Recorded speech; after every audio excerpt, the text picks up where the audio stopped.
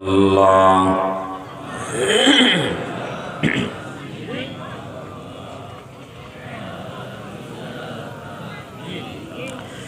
La ilaha illallah Muhammadur Rasulullah sallallahu alaihi wasallam। আপনারা যেহেতু জানেন বর্তমানে আপনাদের এখানে নির্বাচন চলছে, 5 তারিখে নির্বাচন। আমি যেখানে থাকি ওখানেও চলছে। সেই দৃষ্টিকোণ থেকে ওয়াজ মাহফিলে তারা একটু সময় নিবে, এটা স্বাভাবিক। আর তারা তো অত্র এলাকার ইউনিয়নেরই লোক। তো যাই হোক, যেহেতু নির্বাচন চলছে স্বাভাবিক। আমি একবার আমার মনে আছে প্রায় ঘাটায় লেগেছিলাম মাহফিলে। তা রাত্র 11:30টার সময় আমারে দিছে, তখনও দেখি অতিথি আসতে আছে। তো শুনলাম 24 জন নাকি কথা বললে শেষ করছে, আরও রয়েছে। তারপরেও কর্তৃপক্ষ তাদেরকে সুযোগ দিচ্ছে। আর দিবে না কেন, অসুবিধা কি? এখন নগদও পাচ্ছি, পরেও পাবো, সমস্যা কি? ঠিক না বলেন? মসজিদের তো লাভ হচ্ছে, দরকার তারা মসজিদে দান করতেছে, দিবে, সমস্যা নেই। আপনারা তো ইনশাল্লাহ লেখছেন 2য় বার্ষিক তাফসিরুল কোরআন মাহফিল। বিশেষ করে মির্জাপুরের ওই সাইডে, হাটফতেপুরের ওই সাইডে এবং আরও ওই পাশের দিকে বিভিন্ন ওই উত্তর অঞ্চলেও তারা শিরোনামই লেখে। মাহফিলের শিরোনামই হয় যে মসজিদ উন্নয়ন প্রকল্পে ওয়াজ মাহফিল, মানে মসজিদের কালেকশনের জন্যই ওয়াজ মাহফিল। তো সেখানে অতিথি 50 জন দিলেই বাকি। আর বিশেষ করে পাহাড় অঞ্চলের দিকে আমার মনে হয় পোস্টার তো বড় করে 100, 150, 200 নাম দেয়। আর কালেকশনও ভালো হয়, ভালোই হয়। এই যে আমি ফতেপুর, এখন যে বড় ব্রিজ হয়েছে না, ওই ব্রিজের আগে দেখবেন একটা মসজিদ, টিন সেট মসজিদ। এবছর আমি গেছি ওই টিন সেট মসজিদে। সর্বপ্রথম আমারে যখন নিচে, তখন আমি এখানে ছিলাম। তা নিয়ে বললো যে হুজুর 65,000 টাকা ঋণ আছি টিনের। এখন নতুন টিন দিয়ে তুলছে তো, উদ্বোধন করে নাই, খুব টিনগুলো চকচক করে, আলো পড়ছে। 65,000 টাকা ঋণ। তাহলে কি করা? এই ঋণটা কালেকশনের জন্য ওয়াজ মাহফিল দিস। তাই অল্প কিছু লোক বসছে, আমার মনে হয় আপনারা যা বসছেন এর থেকে বেশি না, কম। আল্লাহর ফজলে কালেকশন শুরু হয়েছে। 1 ঘন্টা বয়ান করে কালেকশন শুরু করছি। কালেকশন হইতে হইতে 7.5 লাখ। তো 7.5 লাখ হয়েছে। তখনই সিদ্ধান্ত দেওয়া হয়েছে যে এই টিন খুলা এবার বিল্ডিংয়ের কাজ ধরে। তা আল্লাহর ফজলে আশ্চর্য লাগে, সেই মসজিদে আমি ছাদ দেওয়ার সময় আমার নিচে গেছি। বাকি এবছর গেছি, যাই দেখি পূর্ণ গাঁথনি কমপ্লিট। এত সুন্দর একটা মসজিদ করছে, মানে খুবই ভালো লাগছে। এত সুন্দর নকশা করিডোরে করছে, টাইলস লাগানো বাকি আছে। এবছরও প্রায় 3 লাখ টাকার মতো কালেকশন হয়েছে, আলহামদুলিল্লাহ বলেন। তা এটা স্বাভাবিক, মসজিদের দিক থেকে একটু ফায়দা হয়, এই জন্য মন খারাপের কিছু নাই। তো মূল আলোচনায় যে ইনশাল্লাহ ওয়াজ মাহফিলে আসা। আজকের যেহেতু মসজিদ কর্তৃক আয়োজিত ওয়াজ মাহফিল, রাজাবাড়ী কুমারজানি জামে মসজিদের উদ্যোগে, পৃথিবীতে মানুষ দামি দামি ঘরের সাথে সম্পর্ক রাখে, কিন্তু এই ঘরের সাথে সম্পর্ক বিশ্বনবী সাল্লাল্লাহু আলাইহি সাল্লাম বলেছেন, 3 ভাই নিয়ে একটা উদাহরণ দিয়েছেন কিতাবের ভিতরে, সহিহ হাদিস। নবী সাল্লাল্লাহু আলাইহি সাল্লাম উদাহরণ দিয়েছেন, 3টা ভাই নিয়ে উদাহরণ দিয়েছেন যে তোমার এক ভাই, তোমার চক্ষু বন্ধ হয়ে যাবে, তোমার কাছে আর থাকবে না, আলাদা হয়ে যাবে। আর এক ভাই তোমার মৃত্যু হইলে কবর পর্যন্ত যাবে।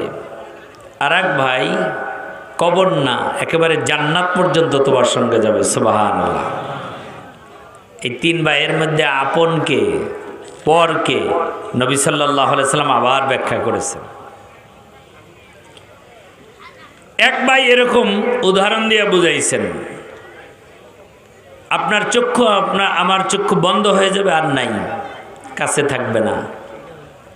তারা হয়েছে আপনার বড় ব্যবসায় প্রতিষ্ঠান, চাকরির প্রতিষ্ঠান বলেন, বাড়ি বলেন, গাড়ি বলেন, যা কিছু বলেন, এগুলি আপনার চক্ষু বন্ধ হওয়ার পর আর আপনার কাছে থাকবে না। ঠিক না বলেন?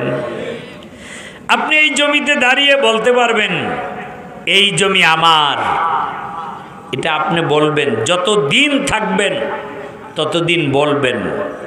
চক্ষু বন্ধ হওয়ার পরে আর আমার থাকবে না।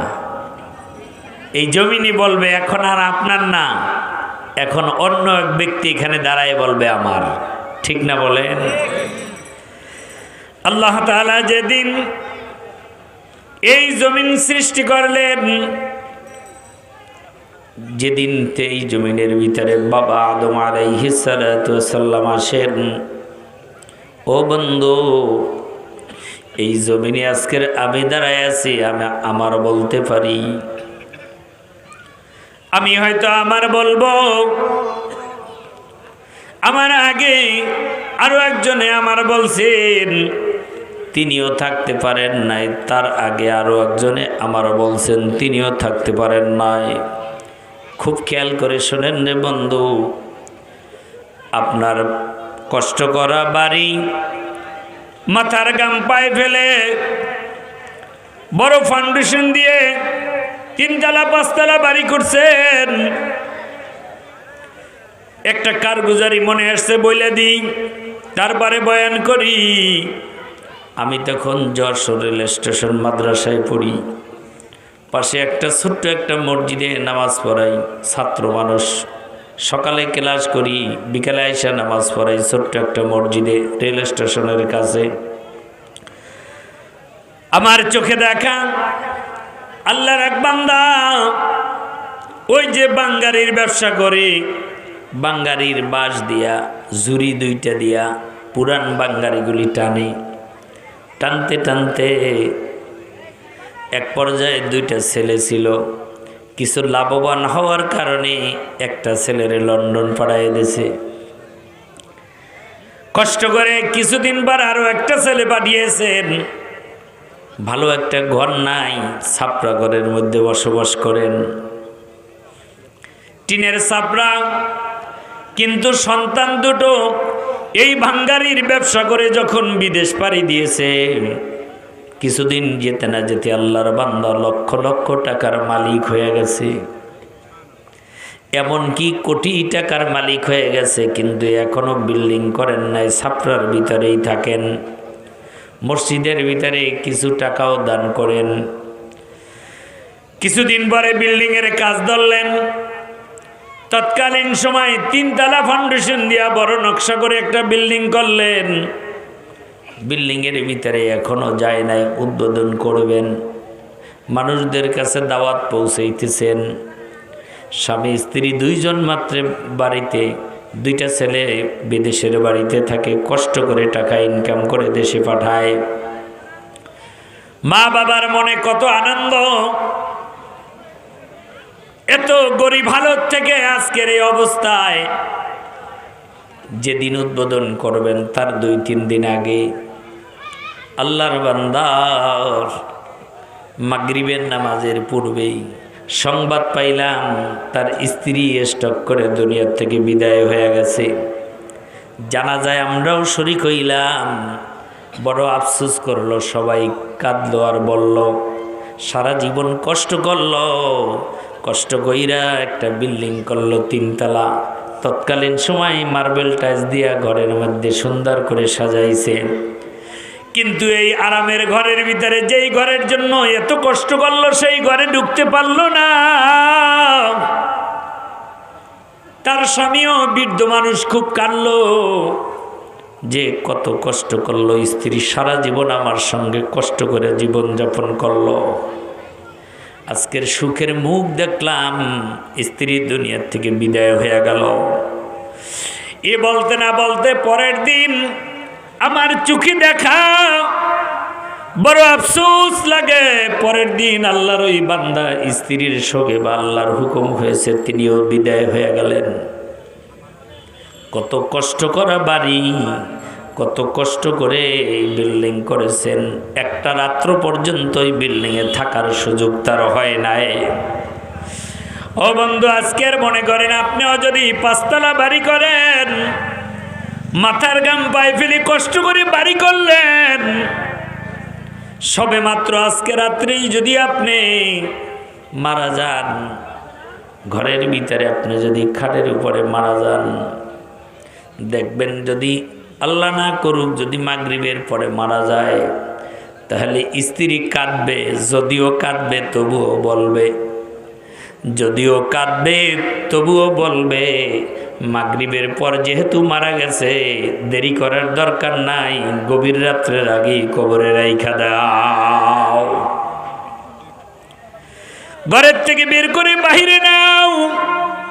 আর যদি বন্ধু তুমি ঈশার পরে মারা যাও, তাহলে হয়তো বলবে ঘরের থেকে বের করে বাহিরে বারান্দার ভিতরে রাইখা দাও, ওই ঘরের ভিতরে তোমার আর স্থান নাই, বারান্দার মধ্যে রাখবে রে বন্ধু, বিছানা একটা বিছায়া তার উপরে একটা বিছনার চাদর দিয়ে তোমার আমারে ডাইকা রাখবে।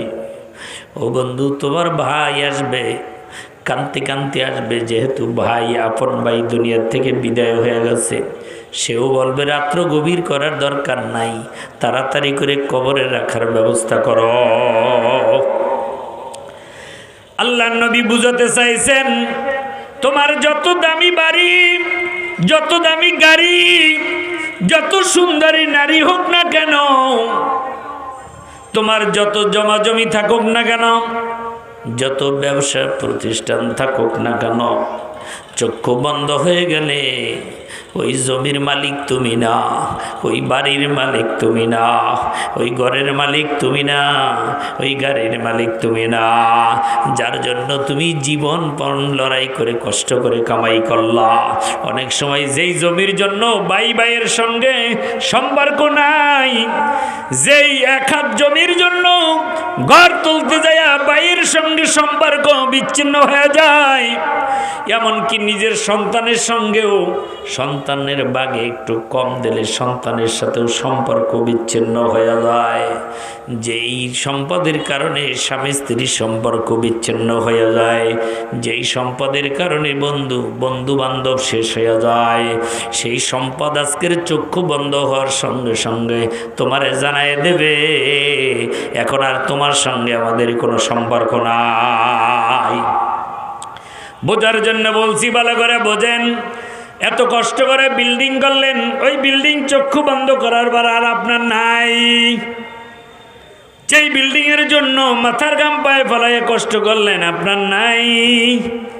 কিন্তু মনে রাখবেন, মসজিদে আপনি একটা ইটা দেন নাই, মসজিদে আপনি 10,000 টাকা দেন নাই, মসজিদে 1 গাড়ি বালু দেন নাই, মসজিদে একটা সিমেন্টের বস্তা দেন নাই, কিন্তু ওয়ারজুলুম কলবুহু মুআল্লাকুম ফিল মাসাজিদ, মসজিদে দৈনিক 5 ওয়াক্ত নামাজের সিজদা দিছেন রে বন্ধু। আল্লাহর নবীর হাদিস, ওই মসজিদ আপনার বাড়ি ভুলবে কিন্তু মসজিদ আপনারে ভুলবে না। হাসরের ময়দানে মসজিদ আপনাকে ভুলবে না, মিজানের পাল্লায় মসজিদ আপনাকে ভুলবে না, এমনকি পঞ্চরাতের কিনারায় যাওয়ার পরও মসজিদ আপনাকে ভুলবে না। তাহলে আপনার এত স্বাদের বাড়ি আপনাকে ভুলবে, এত জমি জমার মালিক আপনারে ভুলে যাবে, এত গাড়ি ভালো গাড়ি কিনলেন ভুলে যাবে, এমনকি বন্ধু 2 নাম্বারের ভাই আপনার আপন ভাই হবে, আপনার বন্ধু বান্ধব হবে, আপনার চাচা ভাতিজা যারা ছিল তারা হবে। ও বন্ধুরা আমার, আপনি ইন্তেকাল করছেন, তারা হয়তো ভাই শহরে থাকে, কাঁদতে কাঁদতে আসবে, আইসা ভাইয়ের মুখের থেকে কাপড়টা সরাইয়া দেখবে, আর হয়তো কাঁদবে, ভাই আমাদেরকে ছাইরে তুমি দুনিয়ার থেকে বিদায় হয়ে গেলা। বোন হয়তো বাড়িতে সংবাদ পাইয়া ভাইয়ের মায়ায় পড়ে দৌড়ে আইসা পাশে বসে একটু কাঁদবে, চোখের পানি মুছবে আর ভাইয়ের কথা স্মরণ করে কাঁদবে। নিজের সন্তান হয়তো বাবার কথা স্মরণ করে কাঁদবে, চোখের পানি মুছবে, এলাকার মানুষ আইসা সন্তান নিয়ে বুঝাইবে, কান্দো না কান্দো না, আমরা তোমার পাশে আছি, ভালো করে বুঝাইবে। কিন্তু সন্তান হয়তো বাবার জন্য